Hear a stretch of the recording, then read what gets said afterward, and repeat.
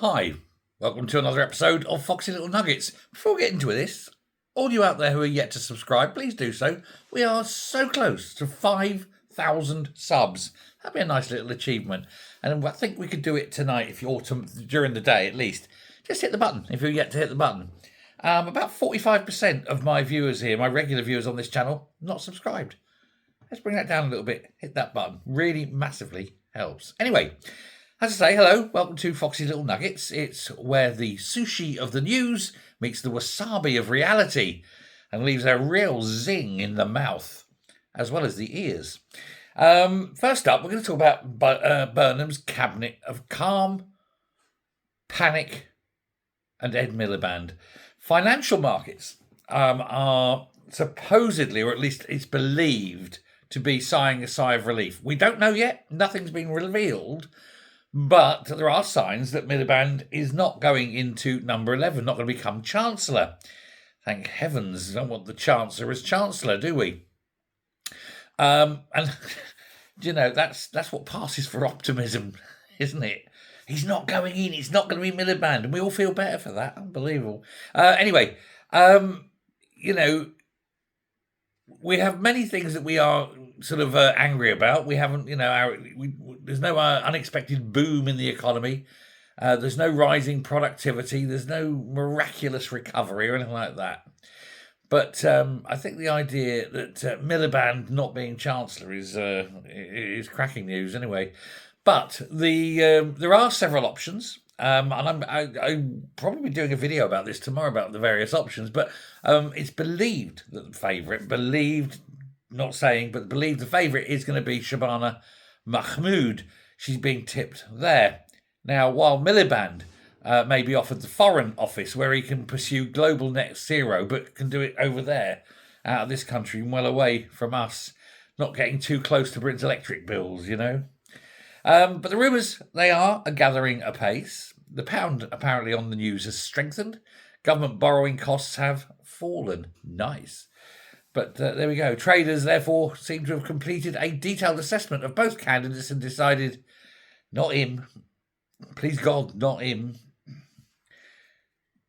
I mean, not that she's much better, of course. She even said she knows nothing about it, but she's not him, is she? There we go. Meanwhile, of course, Burnham has said very little about his economic programme or about, well, anything. In fact, he's basically dodged all scrutiny for a month now. All he's willing to do is talk to his mate, Gary Lineker. Who knows? All wankers together, I suppose. But there we go. Because, you know, he's saying that times are hard. We're going to have to ask people to pay a little more. Well, we haven't got any more, you idiot. We've already been taxed through the roof. The tax burden's already in record levels. So a little more presumably means taking the teeth out of your head. But there we go. The markets, though, have remained calm, which I think is possibly good news. But I think, or possibly good news, or possibly that nobody realises what he's doing. There is that as an option. Anyway, up to Scotland for the second story, Swinney. Swinney's denied that SNP supporters are particularly angry about the Peter Murrell scandal. But it turns out that SNP supporters are actually livid. A Freedom of Information disclosure revealed furious emails, in fact, from former party members describing themselves as enraged, disgusted, betrayed, unwilling to ever donate again. They want their money back. They're looking at court cases. So it just seems to show that John Swinney is completely delusional, out to lunch, off to the races, space cadet, toys in the attic.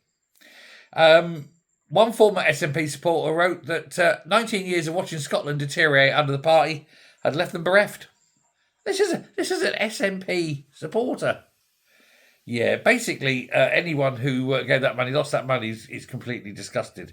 And Swinney saying, yes, but the people gave us their trust. We got votes at the election. Yeah, but I noticed that you wait until after the election before Peter Murrell said he was actually guilty. I think that election needs to be rerun. I think it'll be a completely different result. But there we go. It's just one of those things, isn't it? It's a sure sign that the man just daren't. He daren't go to the people. He daren't trust them. So he has to lie to them all the time. The truth will out, they say, but for the SNP, the truth is absolutely bloody disastrous. But there's that. And then, of course, at the same time as he's saying that, he's going, oh, we're putting tax on airlines, aren't we?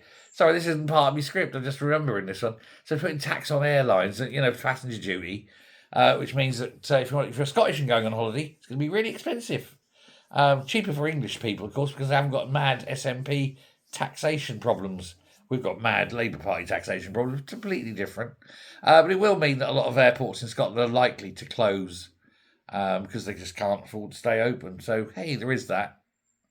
It's amazing, isn't it, what happens when you vote in the SNP. But there we go. We got a nice story about Claudia Winkleman. Lovely story about Claudia. The Fringe. She's walked away from her BBC chat show. Apparently, she doesn't like it. Nobody likes it. Nobody's watching it. It's rubbish. And she knows it. She's not good enough. She said she was too nervous to enjoy it. I think she means I'm not talented enough to do it. Who wants to speak to her? Brainless bin, didn't she?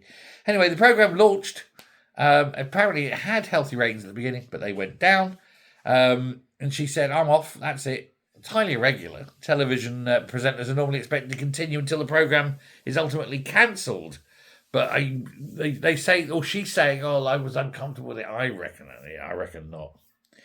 But she's still got the traitors, celebrity traitors, and the piano. So yeah, she's still going to be on our bloody telly, isn't she?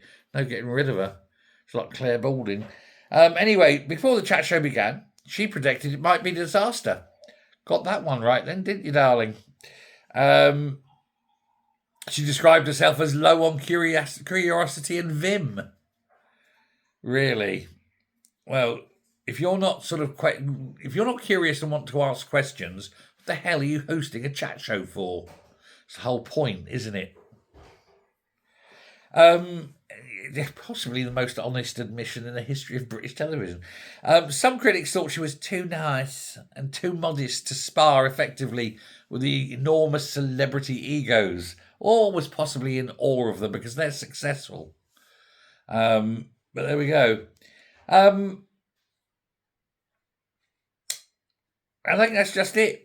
She's gone. She's quite admirable that she's gone. It's quite admirable that she's realised she's rubbish and disappeared. So well done to her. Keep the things you love, abandon the things that make you sad. I can't remember. It was a philosopher who said that, but I can't remember who. Probably Chinese. They often are. Have a nap. That's what I say. The country will survive without her chat show. I don't know if it will survive with the next Labour or this Labour government for much longer, though. Eek. Let me know your thoughts on this, though. Thanks very much. Bye.